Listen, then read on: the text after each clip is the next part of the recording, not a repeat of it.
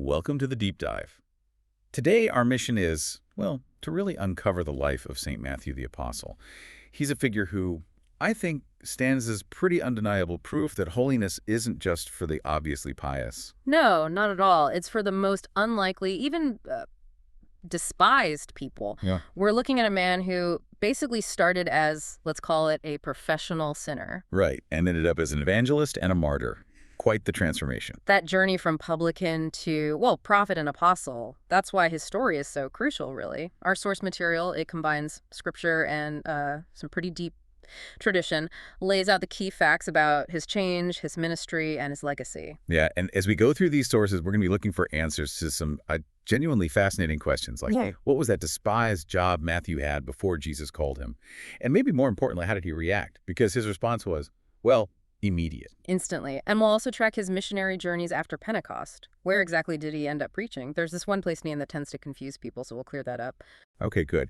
And finally, we really want to dig into the drama behind his death.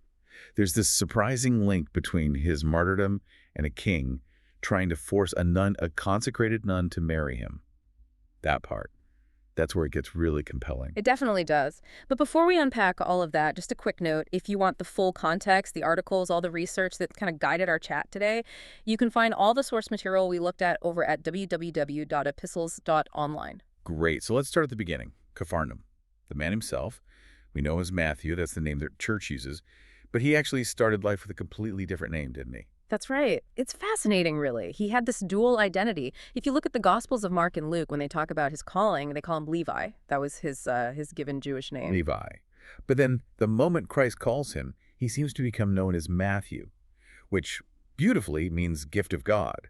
It's like he traded his old identity for this new spiritual title. It perfectly encapsulates conversion, doesn't it? A complete shift. It really does. Yeah. And we can't just, skim over what that earthly identity actually was, a publican, a tax collector. Mm-hmm. Collecting duties in Capharnaum, specifically for Herod Antipas. And back then, in that place, that job was just, Well, it was seen as deeply immoral. yeah, it wasn't just unpopular, it was like universally hated. They were seen as traitors, first off, because they worked for the Romans, the occupying power. Right. Collaborating. And they were seen as sinners because, let's be honest, they often extorted extra money from their own people, made themselves rich off their neighbors' backs, just the absolute bottom rung, socially speaking, even if they had money. Absolutely despised. And yet, this is the exact moment, the exact person Christ chooses. It's not like Peter and Andrew, who were called while fishing, maybe after hearing Jesus preach already. Matthew was called right in the middle of his, well, arguably fraudulent work. Sitting in the custom house, the gospel says. You can just picture it, ledger open, coins piled up. That's what I find so incredible. Jesus didn't wait for him to clean up his act, quit the job, start showing up at the synagogue more. Nope. Called him right there, pen still in hand, probably. And the response, it's just immediate and total. The text says, Matthew rose and left everything behind. Yeah. Just walked away from his entire life, his livelihood. And that, I think, is the key insight into his calling. Christ doesn't wait for us to be perfect before he calls us. He meets us right where we are, even at our lowest point, professionally or morally. The transformation comes after the call, through following him. And you see that transformation happening instantly. Matthew didn't just leave his job. He immediately throws this big banquet for Jesus. Luke mentions it, right? Chapter 5. He does. And who does he invite? Not the religious elite. He invites all his old buddies, other tax collectors, people labeled as sinners, basically the town's outcasts. Which, of course, totally scandalized the Pharisees, the religious conservatives. Oh, completely. They saw it as Jesus getting contaminated, mixing with the wrong crowd. They were all about that outward purity. But Jesus flips it on them. He uses that exact moment to deliver that famous line, I came not to call the just, but sinners. That dinner party, it was like Matthew's first act as an apostle, defending the very people he used to exploit. In a way. And there's maybe another layer here, connecting his old job to his new one. Think about it. What does a tax collector need to be good at? Numbers, keeping records, Yeah, being organized, meticulous. exactly. Precision, record keeping, structure. This wasn't some impulsive fisherman. He was essentially an accountant. That's a really interesting point. I hadn't thought of it quite like that. And then you look at the gospel he wrote. It's arguably the most structured of the four gospels, isn't it? It's organized so clearly, like into those 5 big teaching blocks, including the Sermon on the Mount. And it starts with that incredibly detailed genealogy. Ah, okay. So his professional skills, that habit of keeping a perfect record, it was like consecrated, turned into writing the Gospel of the Kingdom, the detailed account of Christ's ministry. Precisely. His old skill set, repurposed for God's kingdom. Okay, so after this amazing start, Matthew kind of fades from the main narrative a bit in the Gospels. We know he preached in Judea right after Pentecost. But what about the Great Commission? To go to all nations. Where did he end up? Well, you're right. He's not mentioned a lot in the New Testament itself, only 5 times total, actually. His calling, and then just in the list of the apostles. Just 5 times, Yeah. huh? But tradition tells us his missionary zeal was huge. He really became a world traveler for the gospel. So where do these traditions place him? I've heard Persia, Parthia.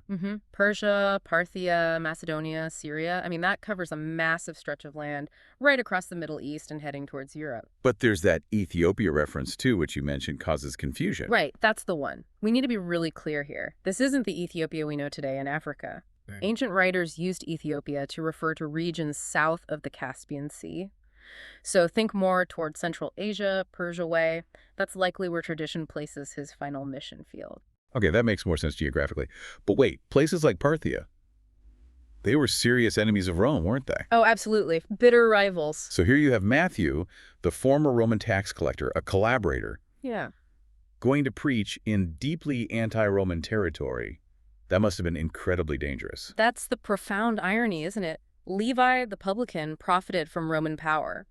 Matthew the Apostle risks his life by going beyond Roman protection, preaching a kingdom that challenges all earthly powers, Roman and Parthian.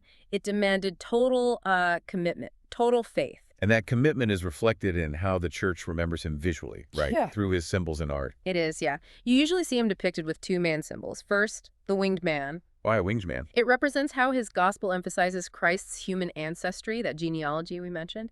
It grounds the divine story in a very human historical record, very Matthew-like, methodical. Okay, and the second symbol? Second one is much starker, the lance, or sometimes a sword or halberd. Ah, pointing directly to his martyrdom. Exactly. It leads us right into that dramatic story about King Hyrtacus and the nun, Iphigenia. Right, let's get into that. The tradition is quite specific, isn't it? It is. The story goes that Matthew, in this Ethiopian region south of the Caspian, converted Iphigenia. She was the daughter of the local king, Aegyptus. And Matthew didn't just convert her, he consecrated her to God. She became a nun, essentially a bride of Christ. Okay, so royalty converting, dedicating her life to God, but then politics gets involved. Always does, doesn't it?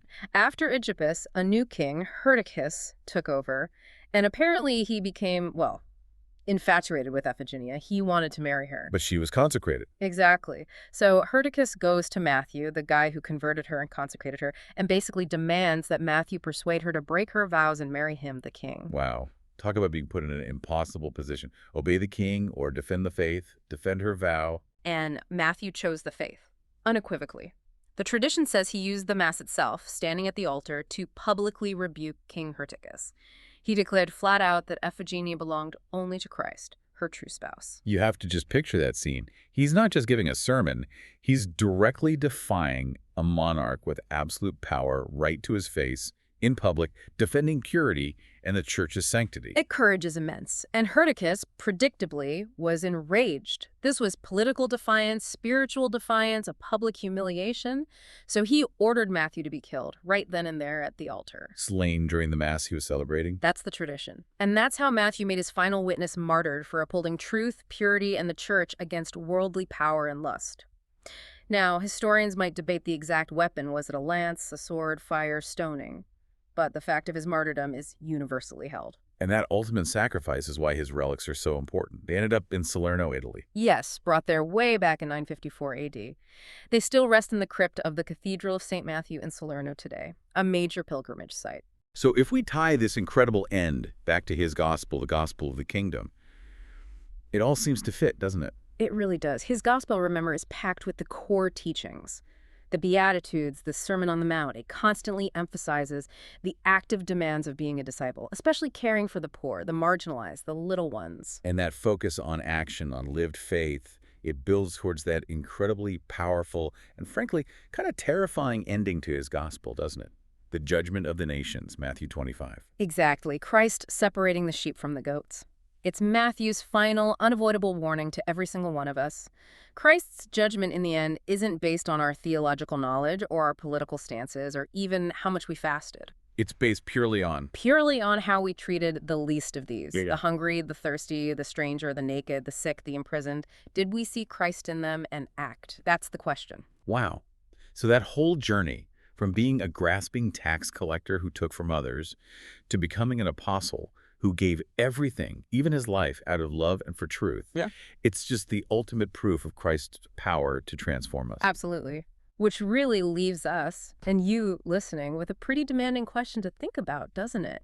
Given Matthew's intense focus on that final judgment, on deeds defining our fate, what's one concrete thing, one action serving the least of our brothers that you'll prioritize this week? How will you prepare for the very judgment Matthew describes? That's a heavy but necessary question, something to really reflect on.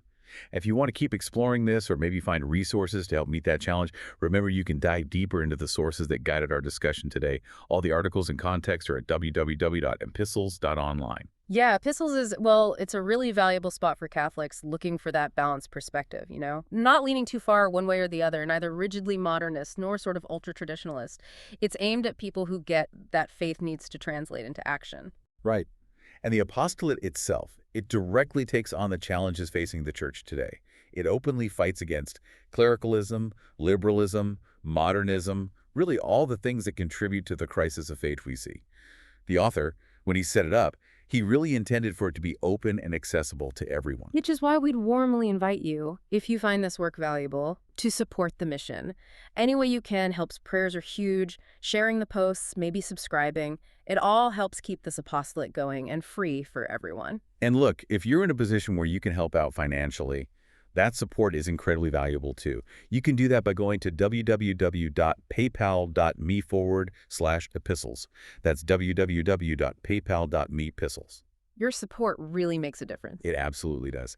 Thank you so much for diving deep into St. Matthew's incredible life with us today. We'll talk to you next time on The Deep Dive.